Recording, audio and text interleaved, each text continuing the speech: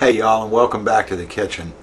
You know, the last several days I've been working double time because I'm learning a bunch of new songs, getting ready for rehearsal in just a couple of days, and then also been working with Roger and Ryan on the RyanPelton.com site, getting the fan club private section all ready to go. So just been a lot going on, and I haven't really had a lot of time to cook. And tonight I finally have a chance, and not only am I going to cook, but I want to do some comfort food. So it's going to be meatloaf and potatoes tonight, and I'm actually doing two segments at once, so y'all follow along on both if you want to do the potato dish as well. And this one is the meatloaf. Now it's kind of a classic meatloaf with a kick. You know, it's got to have a little spice in it with me. So this one's going to get some horseradish, not only in the sauce but also in the meatloaf itself. So y'all follow along with me. Let's have some fun. Now for the meatloaf, first I'm going to mix all the ingredients except the meat. And I'm going to use a little trick that I learned from my mom in baking that I use in cooking as well. I'm going to do all the dry ingredients together, all of the wet ingredients together, then I'm going to mix all of those. Okay? So in the bowl, first I've got a scant cup of dried breadcrumbs, and just the plain ones. I don't need any seasoning. And you can see, I hope you can, there we go. You can see how much chopped parsley I had. And I crumbled this very, very fine. I don't want those big leaves. Okay, so we're going to do that. Next, we're going to have 2 good pinches of salt. We're going to take some garlic powder. Now, meatloaf is one of the ones we're talking about, 1/4 of a teaspoon to a 1/2 teaspoon of garlic powder. Meatloaf is one of the things that I'll do the powder with rather than minced. Cracked pepper, we're going for about a 1/4 teaspoon here. And I like to grind it fine, but I do like it fresh. And last, we're going to have a little bit of brown sugar just for sweetness. Just a touch of sweetness, and you'll see why in just a minute. So, that's that.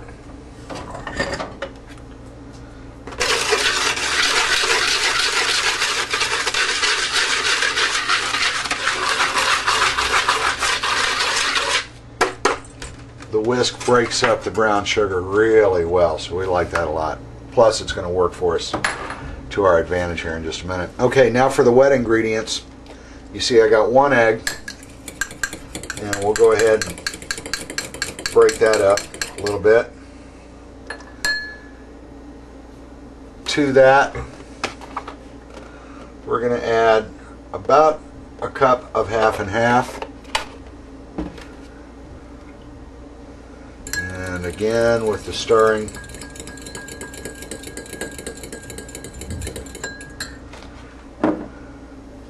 Then we're going to do a couple of tablespoons of Worcestershire sauce.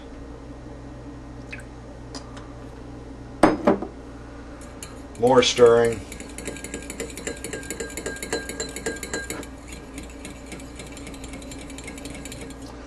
And finally, this is actually a wet ingredient, the horseradish.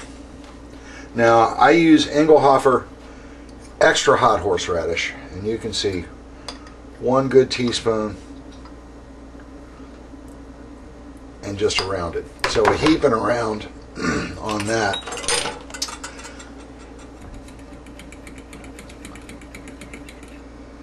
Remember, that's just for the meatloaf itself, but you want to get some in there. You don't want the meat to be too hot, but you do want to have a little bit of that horseradish tang, so it's not just the basic meatloaf that happens to have some horseradish on top. That's no fun. Okay, now take all of that into the dry ingredients.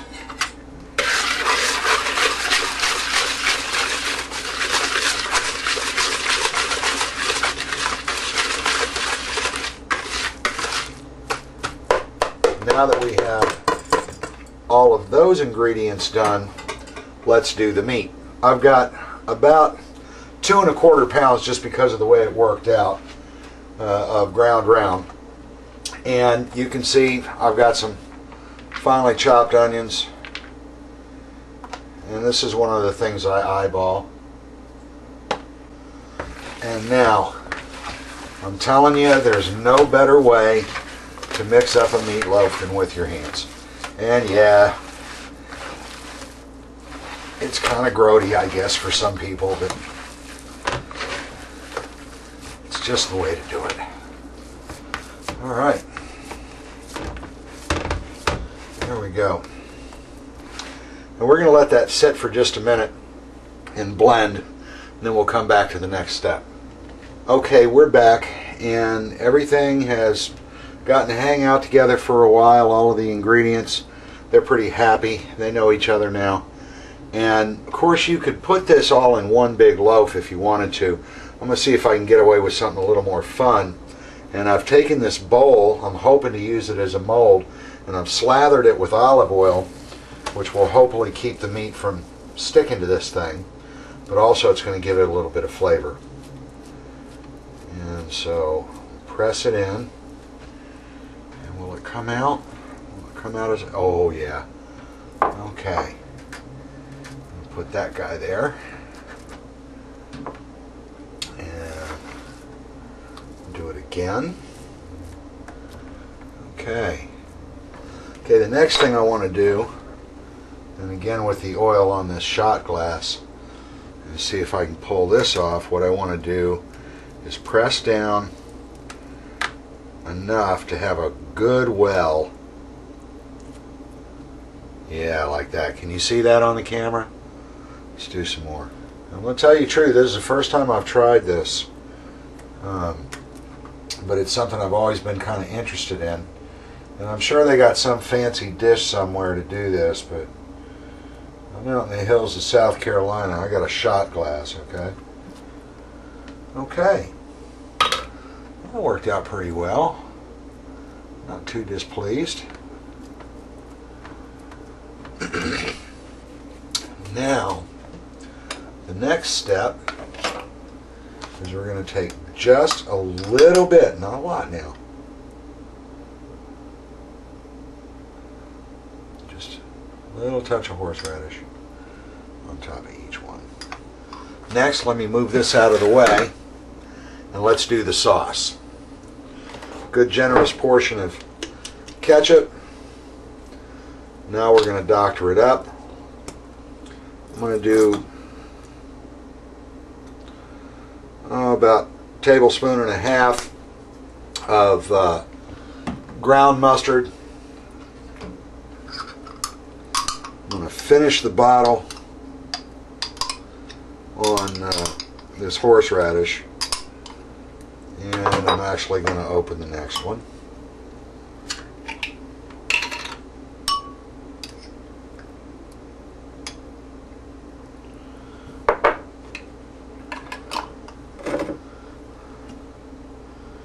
And we're going to go with about 3 tablespoons of Worcestershire sauce.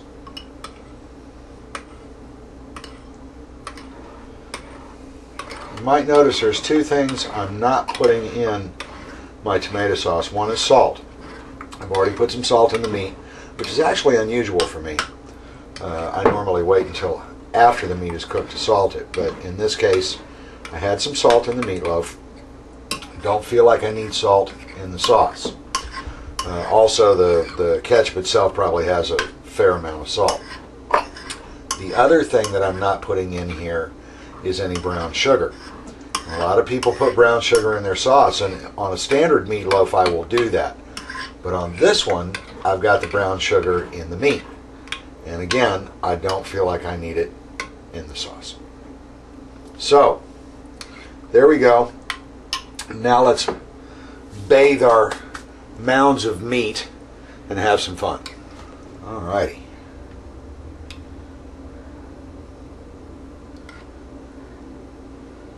I'm just going to keep spooning until it starts to fall over on its own. Yes, I know I'm playing with my food. This is part of it. This is why I enjoy it so much. Is that it's not just a mechanical thing for me. Today's actually extra fun because I'm trying something new. And there we go. Little mini-me meatloafs.